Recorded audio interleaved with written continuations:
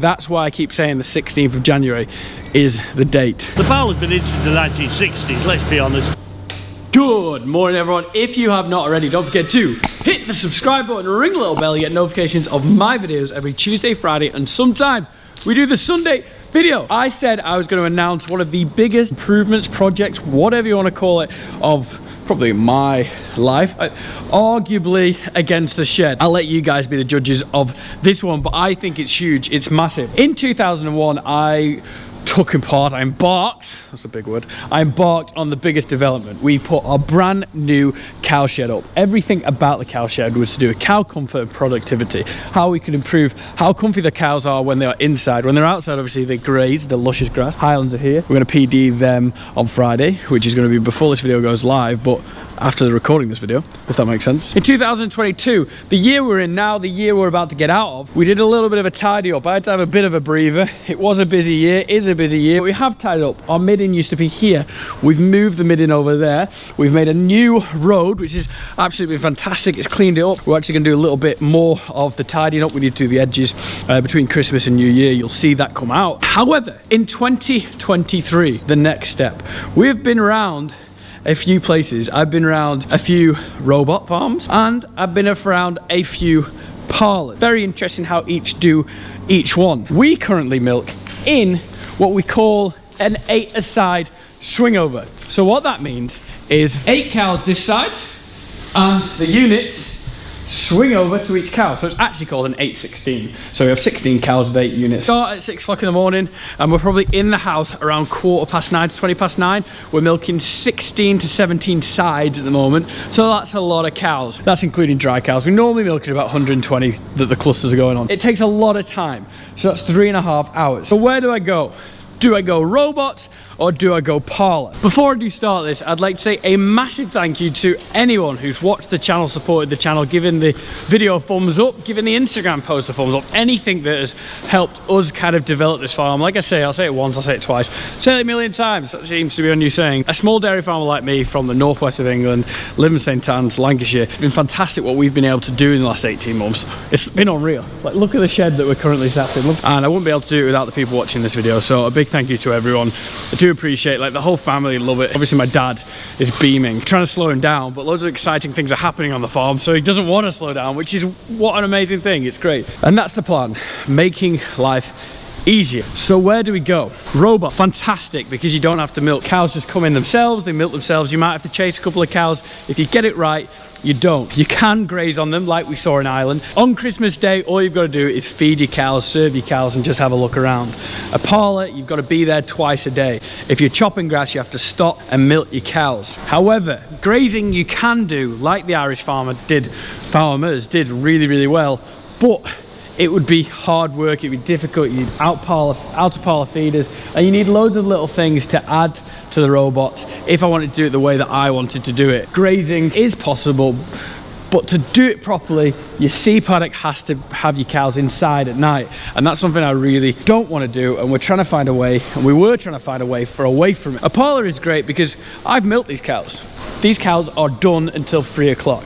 And when we start milking at 3 o'clock, the joys is I'm finished at 6 o'clock. I went out for a cousin's meal last night and I knew all the cows had been milked. Everything was great. I had 2 cows in the box to calve. My dad just came out about 9 o'clock just to check it. We have CCTV in there, no bother at all. I'm not gonna get any alarms for a robot saying it's gone wrong, but you do have to be here twice a day. So there are highs and lows of each one. When we designed this shed in 2021, I showed you a photo, and when I showed you that photo, I actually cut out that this barn was designed to have robot. We're going to put 2 boxes there, that's what a robot is called. 120 cows, 2 robots would be perfect for our farm. The only problem is, if we did graze, the cows would have to come all the way through the stalls to get to the robots. The good thing about robots as well, I want to make this into a more of a viewing farm. I want to have the general public, I want to have people who watch the videos to come and have a look. We also looked at it and thought we could put a parlor in here. We'd have to fit it the wrong way. Instead of fitting it like this way, up and down, we'd have to fit it from left to right because it wouldn't fit up and down to have enough space for the cows to walk out. We have no AI stalls here, we have no carving boxes here, and we won't be able to fit it all here. So which way did we decide to go? Do we go for robots, save labor, save time, or do we put a new parlor in? quicker, faster, get them milk, get them done. The way we decided is a 14 aside swing over auto ID, and I've changed my mind completely. I'm not going to put it in our showroom. We call it a showroom because Can-Am once called it a showroom, and obviously it's a bit knackered, so we make a little bit of a joke about it.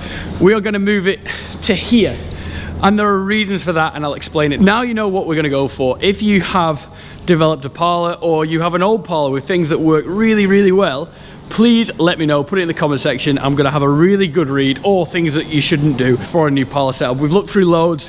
In the next month, I'm gonna try and look through as many as I can as well. Fantastic if I can get any ideas or tips or helps. It would mean the world to me. There are things that I really, really want to do that I'm gonna put towards this new setup. It's gonna be the biggest project and biggest development we're gonna have on the farm, arguably with a new shed, but this is gonna save so much time. The reason why I'm going to put it here instead of putting it in the showroom, I was going to move everything to the showroom, and when you think about it, it doesn't make sense. I don't have any AI stalls, I don't have any carving boxes, the foot bath's here, we can move the foot bath, no bother, but everything works here. The bulk tank's there, and obviously we want to move the bulk tank and do something here. So you'll see existing steel frame shed is bang on for a parlor when you look at it. The only thing we do have is that brick building there, and those brick building has 6 solar panels on there, so I'm going to have to move them. We're looking at the solar on there. I'll explain to that in the new year, just to save the power bill. The power bill's gone up by about 80%, so that was a real big worry, and it's scary when that bill comes through. When our cows come in, we press the buttons, and the cows have different tail tapes on the tails. So if a cow has a yellow and a green, that means 8, so you have to press it.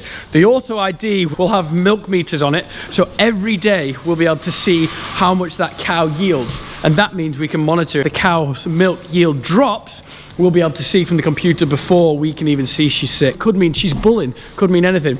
We are finally gonna get some collars, which is gonna be awesome. Obviously I've lived on a farm for 10-12 years, actually farming. I'm 30 years old now, and I've had to use the rack of eye, had to use the chalk, and we're still gonna use that. We're still gonna use bits, but we're gonna get some collars that are gonna help our farm phenomenally. When I spoke to Sean Hartley at his robotic farm in 2020, I think, the biggest thing were the collars. The sisters and wellies, the biggest thing of the collars. Collars before the parlor? They're amazing. We're just splitting off, getting all it's fab.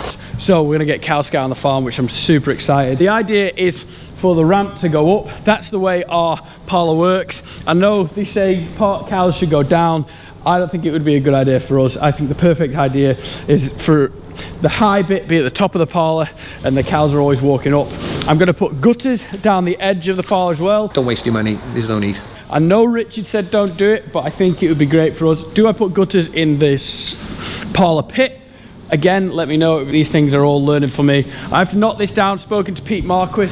I have to get the steels in. Spoken to Andrew Waring. He will be back. I know we're all very excited for that. The parlor is going to go towards here, so it's going to extend a bit. We're going to make a bigger pit so we don't touch each other's cows, to make it more of a happy environment, more of an enjoyable environment. And the big thing, because we're going 14 aside swing over, we feel that one man can cope in there. They say one man can cope up to 16 aside, but our milking routine is quite long. We dip, we wipe, we strip, we put the unit on, we iodine. So we've got to make sure that milk is super clean for our raw milk. The inside of it, the Bacter scans and the cell counts have got to be fantastic. I've not gone for cluster flush at the moment because our cell counts are running at about 70. I'm pretty happy with it. With a new parlor, new system, it should improve even more. I don't want it to improve anymore. That is low enough. We're going to get rid of a bin. So when our cake comes, he drives down here, he hooks it into here, and all our cake gets blown up into the loft. We're getting rid of that, aren't we, Luke? Go in. We're going to knock that down, steel.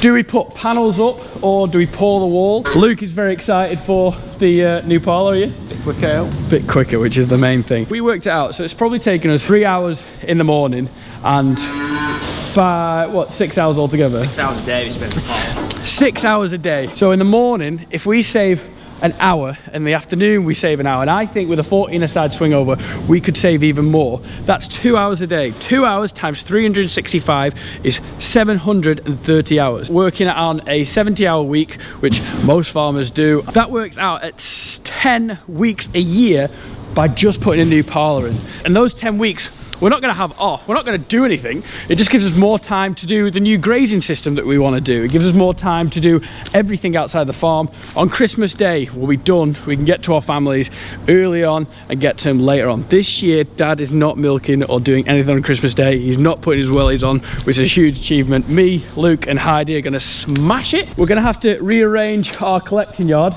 because the parlour is going to come out to here pretty much. You see where that is? That there. The parlour's going to come out to there. Obviously, we're going to have to close that door up, which is going to affect things a little bit. This is a bit tight anyway, so we're going to have to brick this up. You can see where we're going to knock down. So this is going to go. And then we might actually open where we used to open. You can see that door there. So this used to be a shipping years and years ago. Oh, We got auto wash. auto wash. Yeah, I forgot about that. Well done, Luke. You're going to press a button and it's going to wash itself. It's going to be amazing. In our parlour, because it's an older parlour, there's loads of bits everywhere, isn't there? You know, there's lots of stuff above your head. So the plan is to make that very streamlined, make it easy to clean, make it easy to tidy. We'll have a session on there probably once every week, once every 10 days of just blitzing it. And it's like a 2-hour job. So it'll be instead of that 2-hour job, it'll just be the morning routine, like the sisters in wellies who had exfoliating gloves. I know what you're thinking. Hopefully you're thinking, oh Tom, that's really, really cool, that's amazing. There's someone going to think something here. Tom, if you're knocking down that parlour who you've organised everyone with, you carve all year round, so that means you can't never stop the parlour, which is the most important thing on any farm. It's like any arable farmer, his combine when he needs it is the most important piece of equipment from June to what, sometimes October. We use ours every day, 365 days, twice a day. We only milk twice a day. I'm not going to 3 times for anyone else. So what are you going to do? You can't just stop for 4 months because it's probably going to take 4 months. Fingers crossed it'll take shorter. Knowing me, it'll probably take 5. You can't just stop milking. You need a milking parlour. What are you going to do? And you can see the development. I think you'll agree this is the perfect place because we have foot bath there. We have the carving boxes. We have the AI stalls ready for the vets. We have everything here. Where are you going to milk your cows, Tom? You're going to have nowhere to milk your cows. That's why I keep saying the 16th of January is the date. And I'll show you. This is what we're going to do. So obviously we can't milk over there. The ginger guy has already started what we're doing. We're having a clear out. We're going to have to milk in a milking bale. If you don't know what a milking bale is, it's called a portable milking bale. So what happens is it comes on a lorry, so it's 40 foot long with 15 foot ramps either side. So you're looking at around 75 feet of length. The idea is cows are going to come down there. They're going to come into this gap. We're going to take this end wall out. This was there so the wall wouldn't fall down. We filled it full of grass years ago. And then the cows are going to come out to here and they're going to go into a milking bale here. Going to be a one-sided parlour. So we're looking, I think, either a 14 to 16 a side milking bale. It depends what they have in at the time. I've been speaking to a guy called Vic who rents milking bales out. Speaking to him since July, August. We wanted to get the concrete project done, tidied up. I was actually meant to start on this in October, but obviously things took a little bit longer than we thought. In the new year, we're gonna hit it hard. It's gonna be a little bit difficult to start with. I'll video it when it comes in, show you guys how it works, because I've never seen it work. It's very, very exciting.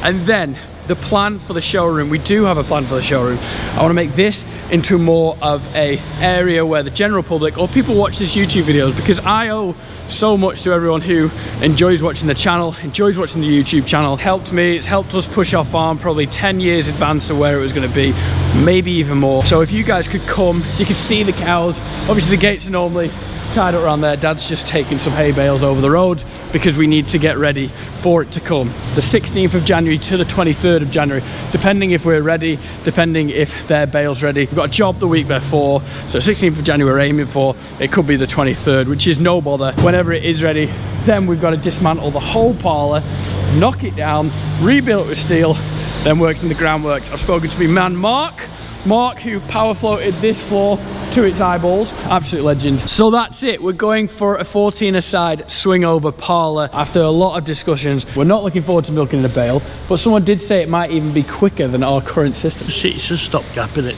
Yeah. It has to be. The decision's been, as much as we like the idea of robots, we're going to build a parlour. Sense would be to keep where the existing slurry channel lies, the water supply, the power supply, and everything's there. Carving boxes, AI stalls. AI stalls.